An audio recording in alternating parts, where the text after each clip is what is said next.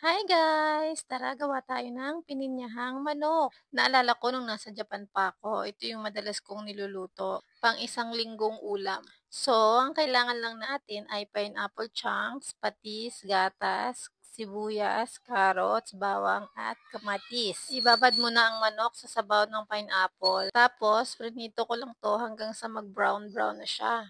Ganito rin ba kayo pag nagpiprito? May shield? Yun. Ay paano ba naman kasi yung huling natalsikan ako ng mantika ay hanggang ngayon hindi pa magaling at nangingitim pa.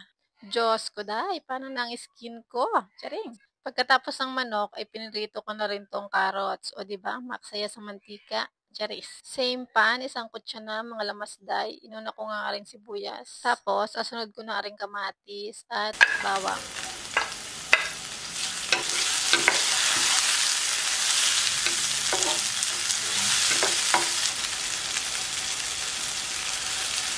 Pag malambot na yung kamatis, pwede nang ilagay yung manok.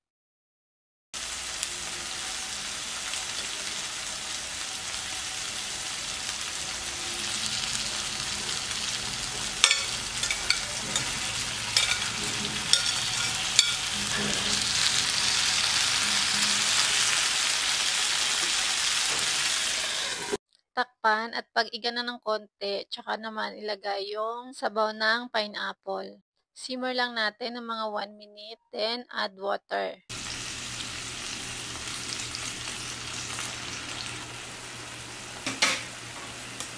Tapos ay nilagay ko na yung carrots, gatas, at pineapple chunks.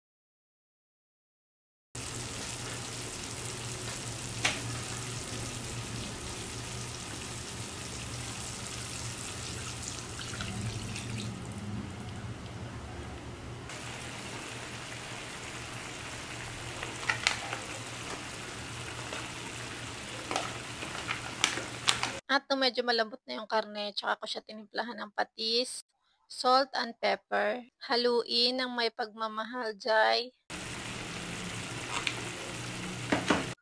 At saka ko nilagay ang bell pepper. Then, isimmer ulit natin for 2 to 3 minutes. Tapos, ayan na, luto na ang ating pininyahang manok. Itadakimasu! Kain tayo!